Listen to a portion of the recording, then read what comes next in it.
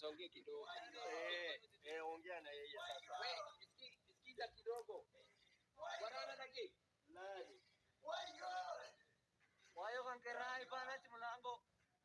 Atinja hapo live na simu nyingine. Dibita. Hapo live basi kwa tukoponde hiyo. Kama sera bra. Kama sera. Kwanza ni mbetu. Hapa sera. Kama sera tini yarra na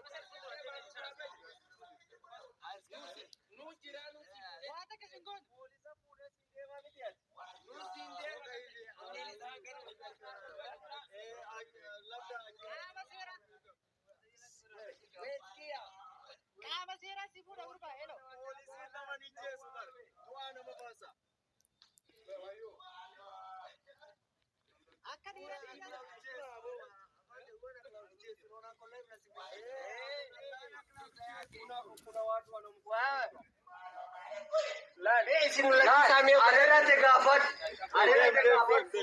Alhamdulillah, jala bunya hordofni qabne jirra. Yesus illeen dabarsee nuu kennee jira. Mucaa akka kana jeeti wala qabaati sirree isaa nuun jeenu kennee dabarsee nuu laatee jira sii galee. Kanaaf amma wanni dhaamafu amma ilmaan Luutariin akkuma Yesus amma dabarsee nuu kennetti akkuma gartee king keenya miliyoon dirribaa king jabaadhu jechaa turtanitti keetii musammaa dabalatee jalduulleen dabalatee kottaa baasa akkuma isin gartee dura king jechaa turtanitti kottaa baasa amma waaqayyo dabarsee nuuf laatee jira mucaa waaqayyo dubbii galabbateeti jechuudha. Ma Allahan keessa hin arku Allahan keessa naaloo wantan ta'uuti kottaa maarree tahaa jechaa turtanii har'a koomantee keessan takkallee dhabee jira. Akkuma Yesus dabarsee nuu kennetti kottaati wabii dhaabbaddaa fiiti baasa kottaa karchallee baasa. Wannan gammade beektu utuu ajandaa hin godhamin osoo walii gadi hin urgufamin utuu mucaan hin feemasin akkana nyam godhamee qacamu nyam godhamuudhuma isaatu baay'ee natti tole bara.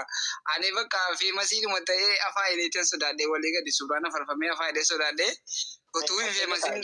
Fakkeenya warra akka geetee kanaaf fakkeenya ta'a inshaallah. Fakkeenya isaaniif goona warra islaamummaa arrabsu hundaaf gurbaa kanarra fakkeenya goona jechuudha. Waan isa eeggatu ta'a walumaan garraa. Walumaan kan isin beeksifnu ta'a inshaallah du'aayeetii kan hundaan bira dhaabbadha. Ganaa fakkeenya uummata islaamummaa arrabsu namoota akka geetee kanaaf ta'a inshaallah. Biiznillah. Ani bar wanni wallahi wanni na ajaa'ibe bar ni kofla ni dhaara adduwaani wallaalee billaale bar gootuma isuma kanaatu namuma akkanatti waywaatu kanaatu islaamummaa arrabsaa ture jeetiin bara. Isumaatu akkasii qamariibee ergamaa rabbiidhaa salawaatu rabbi salaam alee arrabsaa ture xiqqeessaa ture jee.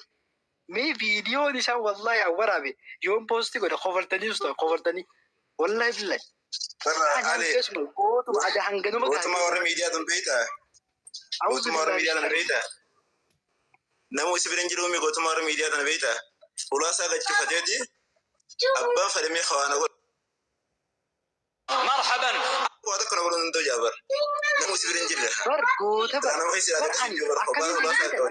gartee nama gartee yoo magartee dhaqannee gootummaa qabu konfidensiidhaan nama dura dhaabbatee dubbatu. Nama akkasii see baran. Nama akkasii firra fincaanee firratti udaanee wayyoo Oromoo yaa dirbadda ijoollee arsiitii fi ijoollee argee qaba jaar saduu foolisaa tuulaa dura jira. Haala gowwaa wayyoo yaa dirbadda ja hangas gahee jechuudha. Namni akkasii salphoo maalidha? Gootan see baran nama waa dandeettis qabu nama gartee gootummaa qabu gaafa gartee isa namni itti dhufellee konfidensiidhaan nama dura dhaabbatu see wallahi nama akkasii seen. An nama akka nafa waywaatee fincaan firra yaasuun seeneen. Subhanallah. Nargii kolfee waan godhu beetum bira ta'ee dhugaa erga laayif irraa beellee akka inni godhachaa ture. Ammaan ija keessan duratti dhiifama kee aboo dhiifama kee nu halla jedha beekot laa mee suuruma kanarraa akka inni godhatu laala ibeessa bar suuruma kanarraa akka inni godhatu. Suuruma kanarraa maskootatti cabsita maskoota ulaan irraa baduu idee foolisarraa amma yoo niif asii deemame jechuudha. Yoo asii deemame boodarra dubbiin kun si jabaatti. Mucaa lubbuutee dhabdi ijoolleen marsitee ni jirti. Ijoolleen ajjeesetti foolisa harkaa fuutu. Wallahi billah ijoolleen amantaa safaa kan beektu. Ijoolleen tolee foolisoonni dirqiidhaan ture. Sanboota amma qaama seeraa harka jira. Amma ijoolleen yoo si deemee jirte fi harka qaama seeraatti harka ilkanadhu jennee harka ilkanadhu. Akka inni harka kan sossobanii warri gurguddaa kun itti deemee warri gurguddoonni itti deemee osaniituma itti waywaatanii gurbaa harka kanadhu yoo si namni kun gartee wanti inni duuta lubbutee dhabda harka kan darbu jaanii ijoolleen si ajjeefti harka kan darbu jennaan harka kan nate akkasitti alhamdulillah hundumaafuu waan kan amma walumaan galla bakka irra geenya hundi isaasi.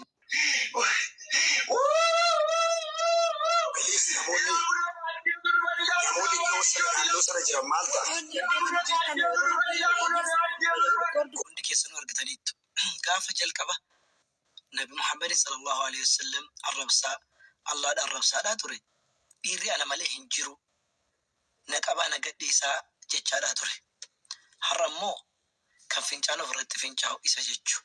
Namni ragaadhaan haasa'u, namni dhugaarra dhaabbatee haasa'u sila akkas ofirratti fincaa'u jechuudha. Seera fuulduratti dhiyaataa jira waan ta'eef seera dhiyaatee waan qabu ragaadhaan kennataa ture. Garuu hojiin kee kun si haa baasu. Viidiyoo kana caccaalan baay'eetu nu bira jira jechuudha. Kanaaf obboleewwan keenya kiristaanota namni dhugaa qabu namaa kennee kan immoo namni hin qabne immoo namatti agarsiisuun kanuma jiru.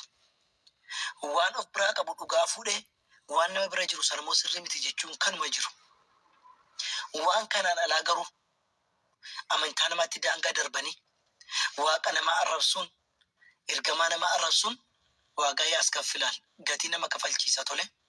Waan dubbattu irratti ragaa tokko hin qabaanne gatii kafalta.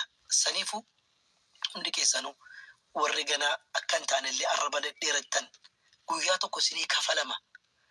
Garuu otoo guyyaan sun hin gahin of sirreessaa.